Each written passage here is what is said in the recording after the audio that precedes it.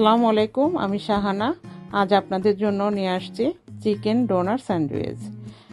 আর সব ইনগ্রিডিয়েন্টসগুলো স্ক্রিনে দিয়ে দেওয়া হলো, আপনারা ঠিক এভাবেই স্যান্ডউইচটা তৈরি করতে পারবেন যে যে ইনগ্রিডিয়েন্টসগুলো লাগবে। আমি আগেই প্রিহিট করে নিয়েছি এয়ার ফ্রায়ারটা। এরপর আমি প্রোগ্রামটা সেট করে নিলাম 185 ডিগ্রি সেলসিয়াসে 12 মিনিটের জন্য। ঠিক 6-7 মিনিট হয়ে যাবার পর চিকেনটা একটু উলট পালট করে দিতে হবে যেন এক সাইড বেশি পুড়ে না যায়। এরপর আবার আমি বেক করার জন্য দিয়ে দিলাম। এখন আমি চিকেনটা আমার বেক হয়ে গেছে। একে একে আমি সব চিকেনগুলা তুলে ফেলবো। তুলে আবার নতুন করে একটা বেকিং পেপার দিব, দিয়ে আমি ফ্রান্স ফ্রাইগুলা দিয়ে দিব 195 ডিগ্রি সেলসিয়াসে 25 মিনিটের জন্য।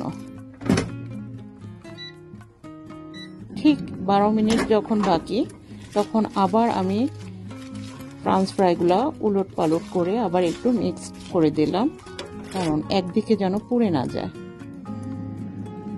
2 মিনিট বাকি থাকতে আবার আমি ওভেনের মুখটা খুলে ওর ভিতরে স্লাইটলি একটু লবণ ছিটা দিয়ে দিব, দিয়ে ভালোভাবে একটু মিক্স করে দিব যেন লবণগুলো এক জায়গায় যেন না থাকে।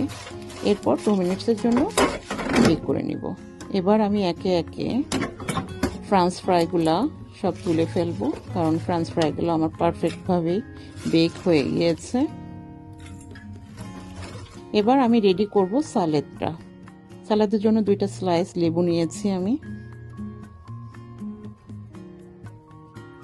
সালাদের পানিটা ড্রেনিং হওয়ার জন্য আমি রেখেছিলাম, কারণ এই পানিটা ফেলে দিতে হবে, তা না হলে এই রুটিটা ভেতরে যখন আমি সালাদটা দিব রুটিটা সগি হয়ে যাবে বা নরম হয়ে যাবে। একে একে আমি সালাদটা রেডি করার জন্য সালাদের ইনগ্রিডিয়েন্টসগুলো দিব।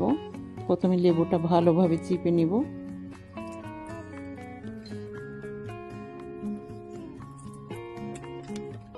এরপর দিব 1 টিস্পুন অলিভ অয়েল। অলিভ অয়েলটা হেলথের জন্য খুবই ভালো, এই জন্য আমি খুব ইউজ করি।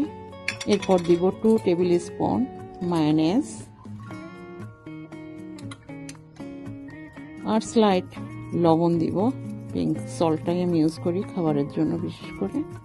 এরপর আমি ভালোভাবে সালাদটা মেখে নেব।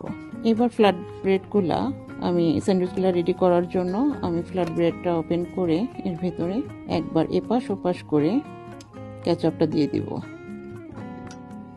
প্রথমে আমি লেয়ার বাই লেয়ার, প্রথমে আমি বেক করা চিকেনটা দিব, তারপর সালাদটা দিব। ঠিক যতটুকু প্রয়োজন, এমনভাবে দিবেন না যে ওভার হয়ে যায়। এরপর আবার একটু আমাকে চিকেন দিয়ে লেয়ার করতে হবে। দেখেন এভাবে আপনারা দিবেন।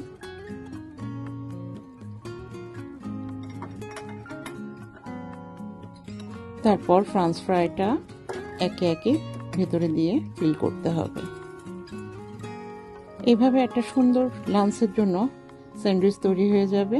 এটা স্কুলগামী বাচ্চা বা অফিসগামী যে সমস্ত ভাই বোনেরা আছেন তাদের জন্য লাঞ্চ হিসাবে খুব ভালো একটা খাবার হতে পারে। দেখেন একে একে আমার সব স্যান্ডউইচগুলো রেডি হয়ে গেছে। নেক্সট ভিডিওতে ইনশাল্লাহ আবার দেখা হবে আপনাদের সঙ্গে। আমার জন্য দোয়া করবেন।